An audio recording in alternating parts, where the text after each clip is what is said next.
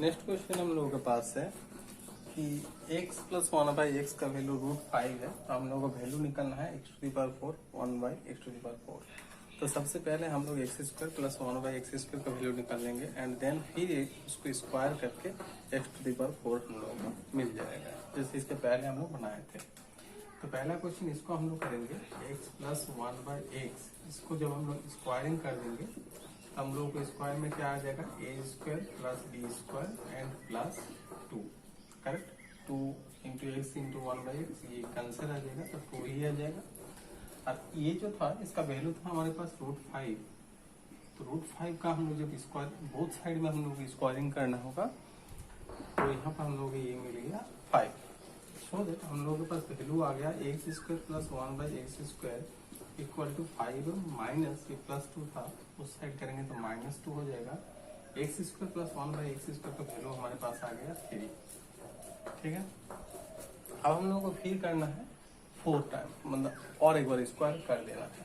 Now squaring again both the sides, squaring both the sides.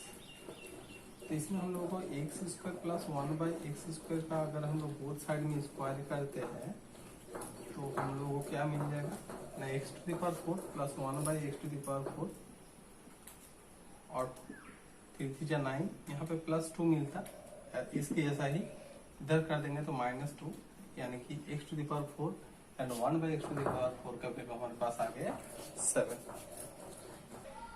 Question थोड़ा सा घुमाया है, x² प्लस 1 बाई x² का वैल्यू हमारे पास दे दिया है एंड हम लोग को क्या निकालना है, हम लोग को निकालना है x माइनस 1 बाई एक्स। बहुत ही आसान सा तरीका इसमें भी हम लोग यूज करेंगे, क्योंकि x माइनस 1 बाई एक्स का चाहे x प्लस 1 बाई एक्स का हो, दोनों का जब हम लोग होल स्क्वायर करते हैं तो हम लोगों के पास x² प्लस 1 बाई x² आ ही जाता है।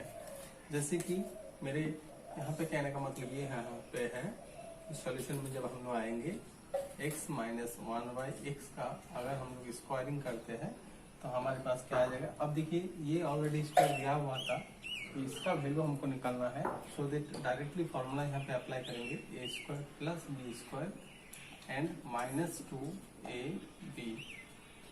हालांकि हम लोग ऐसे पढ़ते हैं a² -2ab प्लस b², इसको मैंने बाद में लिखा, इसमें ज्यादा फर्क नहीं है, सेम चीज ही है हमारे पास। तो एक से कट जाएगा, x² प्लस 1 बाई x² का वैल्यू हमारे पास 66 दिया हुआ था एंड माइनस ये कैंसिल हो गया है तो 2 बचा है यानी 64। सो हम लोगों के पास वैल्यू आ गया x माइनस 1 बाई एक्स का होल स्क्वायर का वैल्यू आ गया 64। अब हम लोग क्या करेंगे, अब हम लोग इसका रूट साइड में कर लेंगे तो हमारे पास रिजल्ट आ जाएगा x माइनस 1 बाई एक्स का वैल्यू हो जाएगा √64। 64 का रूट होता है 8, 8 8 64। यहाँ है कि हम लोगों को फैक्टराइज करना है 21 का। ऐसे तो पहले हम लोग फैक्टराइज पढ़े थे 2 का, 4 का, 6 का, है ना। जैसे 1 होता है, 2 होता है, 2 का 3 हो गए, 1 3, ऐसे करके हम लोग फैक्टर पढ़े हुए थे। इसमें हम लोग क्या करेंगे, फैक्टराइज करेंगे अलग अलग सा, ताकि उसको मल्टीप्लाई करने पर यही चीज हमारे पास आ जाए। तो ऐसे क्वेश्चन में हम लोग को 2 तरीका आना चाहिए, एक तो किसी चीज को कॉमन लेके, और दूसरा जो आपके क्लास में नया पढ़ने वाले हैं वो है कि जो कांस्टेंट टर्म है उसका फैक्टर निकाल के हम लोग को अप्लाई करना है उसका वैल्यू, एंड देन जब वो 0 हो जाएगा तब हम उसको एक वैल्यू लेके डिवाइड करके हम उसका अलग से निकालेंगे। तो इसमें देखिए एनजीटी का ही क्वेश्चन है। पहले अगर हम लोग आसान से देखें तो इसमें से हम लोग को x² कॉमन आ जाता है, और इनमें से कुछ नहीं आता है तो 1 आएगा। तो x² अगर यहाँ से कॉमन आएगा तो x माइनस 2 आ जाएगा, और यहाँ पे अगर 1 लेते हैं तो -1 लेते हैं तो x माइनस 2 आ जाएगा। तो x माइनस 2 दोनों में कॉमन आएगा, x माइनस 2 ले लेंगे एंड देन x माइनस 1 आ जाएगा। तो वैसे करके हम लोग पहले आसान वाला बना लेते हैं। तो x² अगर हम लोग यहाँ पे लेते हैं x माइनस 2 आएगा, और यहाँ से 1 लेते हैं तो x माइनस 2 आएगा, करेक्ट। सो ये वाला देखिए फिर से कॉमन आ गया, तो उसको मैंने एक बार कॉमन ले लिया, इनमें से ये ले लिया तो ये बचेगा x² और ये -1, क्योंकि ये वाला मैंने ले लिया है। अब हम लोगों को क्या देखेंगे कि इसको फिर से फैक्टराइज करना है। आप यहीं पे छोड़ देते हो तो ऐसा नहीं करना है, यहाँ पे फिर से आपको फैक्टराइज करना है और एक बार निकाल के दिखाना है। यानी वो आपका आ गया a plus B A minus B में x माइनस 2, इसको आप लोग करोगे A square minus B square में, ताकि आप इसको फिर से a प्लस बी और a माइनस बी के फॉर्म में तोड़ सको। अब आपका पास आंसर आ गया है। हम लोग इसका देखेंगे कि अगर हम लोग ऐसे नहीं करेंगे, अगर दूसरा मेथड जो है हमारे पास, अगर ऐसे फैक्टर नहीं होते हैं, देखिए ऐसे क्वेश्चन बहुत सारे हैं जो हमारे ऐसे फैक्टर नहीं आएंगे, तो उसका हम लोग कैसे बनाएंगे एक बार दूसरा सुन लीजिए। इस 2 को हम लोग फैक्टर करेंगे। 2 का फैक्टर क्या क्या होता है? डेफिनेटली 1 और 2 होता है। अब हम लोग 1 और 2 इन दोनों में से 1 और 2 पुट करेंगे, जिसका वैल्यू 0 आ जाएगा वो उसका एक फैक्टर बन जाएगा। यानी यहाँ पे हम लोग कहेंगे कि जो वेरिएबल है उसका वैल्यू या तो 1 लेंगे या 2 लेंगे। पहले 1 लेते हैं तो 1 माइनस 2, ये आपको माइंड में ही करना है। 1 माइनस 2, हालांकि मैं लिख देता हूँ 1 माइनस 2 स्क्वायर होगा तो 2 ही होगा, एंड माइनस 1 एंड प्लस 2, ये कैंसिल, ये कैंसिल, यानी कि 0 आ गया। यानी x का वैल्यू 1 कंफर्म हो गया। x का वैल्यू 1 यानी कि इसका फैक्टर क्या होगा? 1 इधर आ जाएंगे, x माइनस 1 इक्वल टू 0।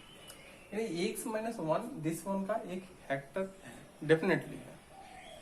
देखिए यहाँ पे भी है x माइनस 1। बाकी जो 2 फैक्टर है ये हमारे पास कैसे निकल के आएगा वो हमको देख लेना है। वो हम लोग कैसे देख लेंगे ना, डिवाइडेड मेथड से हम लोग उसको देखेंगे। थोड़ा उसको स्पीड ला देते हैं, वीडियो बड़ा बन जा रहा है।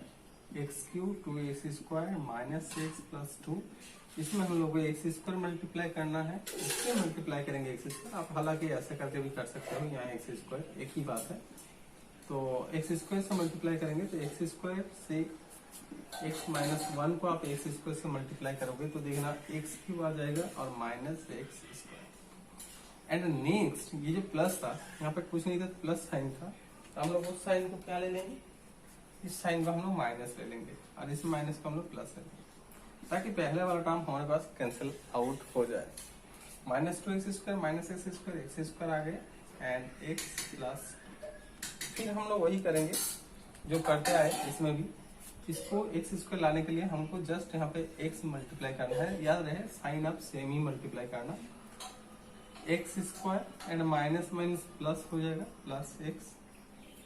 तो यहाँ पे फिर हम लोग साइन का अप्लाई करेंगे, माइनस 2 प्लस हो जाएगा, प्लस 2 माइनस हो जाएगा, और फिर क्या कर देंगे ये कैंसिल आउट हो जाएगा। ये देखिए minus x means minus 2x plus 2, यहाँ पे सिर्फ आप माइनस 2 इंटू कर देना, माइनस 2x और प्लस 2, साइन चेंज कर दोगे आपका कैंसिल होकर 0 आ गया। यानी ये वाला और एक फैक्टर आ गया x² minus x plus 2 minus 2। अब क्या करना है, दिस वन को हमको फिर से फैक्टराइज करना है। इसको आपको फैक्टराइज करना है मिडिल टर्म फैक्टर से, जैसे आप लोग किए हो x² minus 2x plus x minus 2x plus x minus x, and इनमें से x को मान लोगे x माइनस 2, भले ही दिस वन कॉमन आ गए, भले ही हम लोग को ये बड़ा, तो ये और 2 फैक्टर आ गए और ऑलरेडी पहले ये फैक्टर था, तो फैक्टर साथ यही हो जाएगा x minus 2 x plus 1 and x minus 1। ये थोड़ा बड़ा वीडियो है, लेकिन फिर भी इस तरह का ही आपको आगे जाके इसके मैथ्स को करना है ताकि आप उसमें सोल्यूशन कर पाओ।